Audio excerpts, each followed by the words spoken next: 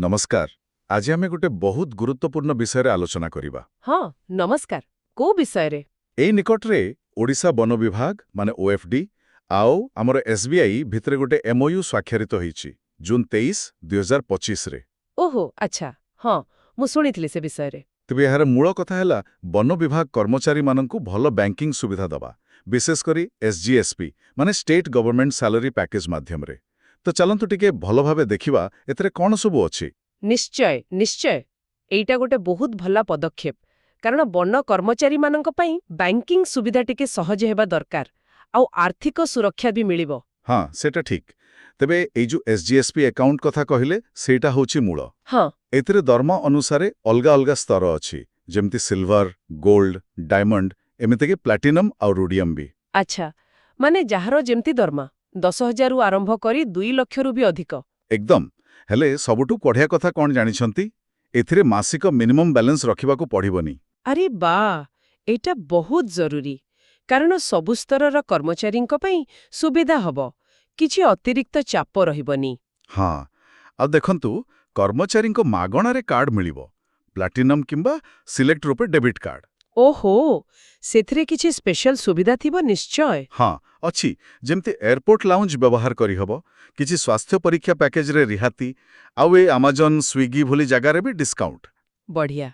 आउ गोटे कथा, अन्य बैंक एटीएम रु भी मागणा रे टंका उठियाउ, अवश्य किछि लिमिट अछि। हाँ सेटा तो थाए किंतु मागणा ट्रांजैक्शन बहुत साहाय्य करे आउ ऑनलाइन काम पई जेमती पैसा पठेइबा से सब भी मागणा।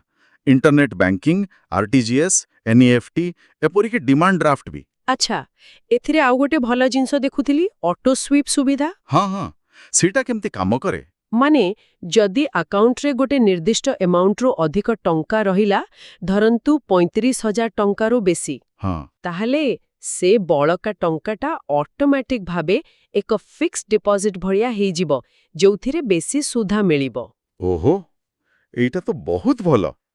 ताले सेविंग्स रोटे सुध बढ़िबो। अच्छा आउ परिवार पई किछि सुविधा। हाँ अछि एसबीआई रिश्ते बोली गोटे स्कीम अछि जो मानक अकाउंट गोल्ड किंबा ताठू ऊपर स्तरर सेमाने परिवारर 4 जनक पई भी अकाउंट खोली परिबे। अच्छा आउ सेथिरे प्रत्येकंकु 5 लक्षर दुर्घटना बीमा मिलिबार व्यवस्था भी अछि। 5 लाख लेखाए बा। एबे आसीबा सबुटु आकर्षणीय कथाकू। मते लागुची एइटा हेला बीमा, पर्सनल एक्सीडेंट इंश्योरेंस बा पीएआई। हाँ ए बीमा कवरेजटा बहुत बेशी अछि एथरा। केते कहले दुर्घटना रे मृत्यु हेले 1 कोटी पर्यंत। हाँ 1 कोटी एपरि की स्थायी संपूर्ण अक्षमता पाई भी सेतिकी।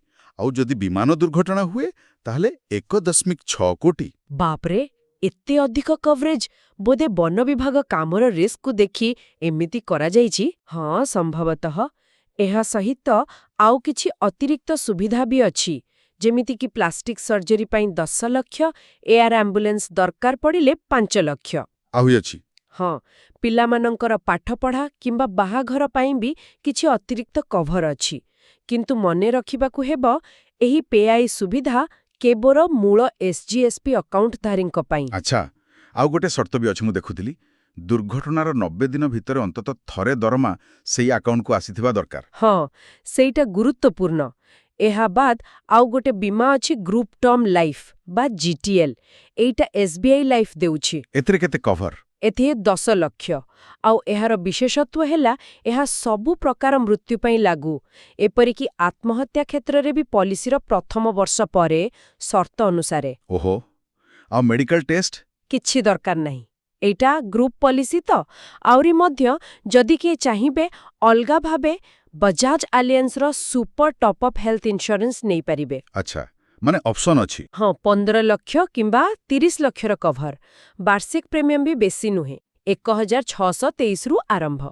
बहुत भला। एते सबु बीमा सुविधा परे एबे टिके ऋण विषय कहिबा। सेथिरे कोन अछि? ऋण रे भी किछि भल रिहाती अछि जेमिति पर्सनल लोन जहाकू एक्सप्रेस क्रेडिट कहउछंती सेठिरे प्रोसेसिंग फी रे 50% छाड़। अधा छाड़? हाँ। आ होम लोन?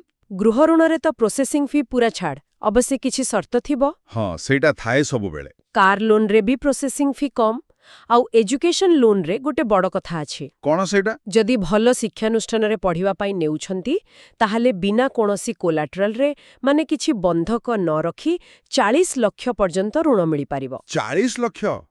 ବାଃ, ଏଇ ସୁବିଧାଗୁଡ଼ିକ ତ ବହୁତ ଭଲ ଲାଗୁଛି।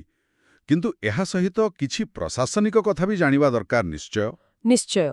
ଯେମିତି କର୍ମଚାରୀ ନେଇଥିବା କୌଣସି ଋଣ ପାଇଁ OFD ମାନେ ବନ ବିଭାଗ ଦାୟୀ ରହିବ ନାହିଁ, ସେଟା ବ୍ୟକ୍ତିଗତ। ହଁ, ସେଟା ସ୍ୱାଭାବିକ ବିଲେ। ଆଉ ଯଦି କେହି ଭବିଷ୍ୟତରେ ବ୍ୟାଙ୍କ ବଦଳେଇବାକୁ ଚାହିଁବେ ତାହେଲେ SBIରୁ ନୋ ଡ୍ୟୁ ସର୍ଟିଫିକେଟ୍ ମାନେ କିଛି ବାକି ନାହିଁ ବୋଲି ପ୍ରମାଣପତ୍ର ଆଣିବାକୁ ପଡ଼ିବ। ଆଚ୍ଛା। ଆଉ ଗୋଟେ ଗୁରୁତ୍ୱପୂର୍ଣ୍ଣ କଥା ହେଲା ତଥ୍ୟ ସୁରକ୍ଷା। ଏହି ସବୁ ସୁବିଧା ପାଇବାକୁ ହେଲେ ଯେମିତିକି ବୀମା କମ୍ପାନୀ ବା ଅନ୍ୟ କିଛି ସେମାନଙ୍କ ସହ ନିଜର କିଛି ତଥ୍ୟ ସେୟାର କରିବାକୁ ହେବ। ଏଥିପାଇଁ ଆକାଉଣ୍ଟଧାରୀଙ୍କର ସମ୍ମତି ଦରକାର। ହଁ, ଆଜିକାଲି ତ ସେଇ ନିୟମ DPDP ଆକ୍ଟ 2023 ଅନୁସାରେ। ଏକଦମ। ଆଉ ଯଦି କୌଣସି ପକ୍ଷ ଚାହାନ୍ତି ମାନେ OFD କିମ୍ବା SBI 3 ମାସ ଆଗରୁ ଲିଖିତ ନୋଟିସ୍ ଦେଇ ଏହି MOUକୁ ରଦ୍ଦ କରିପାରିବେ। ଆଚ୍ଛା, ଆଉ ଯଦି କିଛି ଅସୁବିଧା ହୁଏ ଅଭିଯୋଗ ପାଇଁ କ'ଣ ବ୍ୟବସ୍ଥା ଅଛି? ହଁ, ସେଥିପାଇଁ SBIର ସ୍ୱତନ୍ତ୍ର CSRM ଅଛନ୍ତି, ଆଉ ବ୍ୟାଙ୍କିଂ ଲୋକପାଳ ତ ଅଛନ୍ତି। ଠିକ୍ ଅଛି। ତେବେ ମୋଟାମୋଟି ଭାବରେ ଦେଖିଲେ ଏଇ ବୁଝାମଣା ପତ୍ରଟା ବନ ବିଭାଗ କର୍ମଚାରୀଙ୍କ ପାଇଁ ଖାଲି ଗୋଟେ ସାଲାରୀ ଆକାଉଣ୍ଟ ନୁହେଁ। ନା, ଖାଲି ଆକାଉଣ୍ଟ ନୁହେଁ। ଏହା ଏକ ପୁରା ପ୍ୟାକେଜ। ବ୍ୟାଙ୍କିଂ, ବୀମା, ଋଣ ସବୁ କିଛି ଅଛି ଏଥିରେ। ମନେ ହେଉଛି। କିନ୍ତୁ ଶେଷରେ ଗୋଟେ କଥା ମନକୁ ଆସୁଛି। କ'ଣ? ଏତେ ସବୁ ଭଲ ସୁବିଧା ତ ଅଛି, ହେଲେ ଏହାର ସୂଚନା, ଏହାର ସଚେତନତା ବନ ବିଭାଗର ସବୁ କର୍ମଚାରୀଙ୍କ ପାଖରେ, ବିଶେଷ କରି ଯେଉଁମାନେ ବହୁତ ଦୂର ଦୂରାନ୍ତରେ ଦୁର୍ଗମ ଜାଗାରେ କାମ କରୁଛନ୍ତି, ସେମାନଙ୍କ ପାଖରେ ଠିକ୍ ଭାବେ ପହଞ୍ଚିବ ତ? ହଁ, ଏଇଟା ଏକ ଗୁରୁତ୍ୱପୂର୍ଣ୍ଣ ପ୍ରଶ୍ନ। ଆଉ ସେମାନେ ଏହାର ପ୍ରକୃତ ଲାଭ କେତେ ଉଠାଇ ପାରିବେ? ଏହି ସଚେତନତା ପହଞ୍ଚାଇବା ପାଇଁ ଆଉ ସୁବିଧାକୁ ସହଜରେ ଉପଲବ୍ଧ କରାଇବା ପାଇଁ କିଛି ବିଶେଷ ବ୍ୟବସ୍ଥା କରିବାର ଆବଶ୍ୟକତା ଅଛି କି? ଏହା ନିଶ୍ଚୟ ଚିନ୍ତା କରିବାର ବିଷୟ। ନିଶ୍ଚୟ। ଏହା ଉପରେ ଆଗକୁ ନଜର ରଖିବାକୁ ହେବ।